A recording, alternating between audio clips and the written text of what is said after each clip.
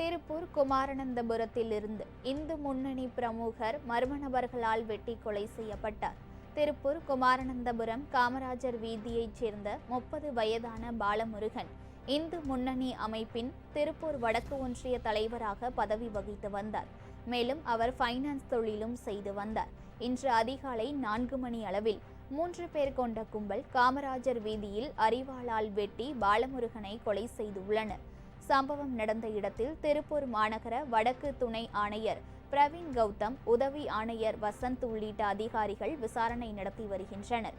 திருப்பூர் வடக்கு காவல்துறையினர் வழக்கு பதிவு செய்து கண்காணிப்பு கேமரா காட்சிகளை கைப்பற்றி 3 தனிப்படைகள் அமைத்து குற்றவாளிகளை தேடி வருகின்றனர்.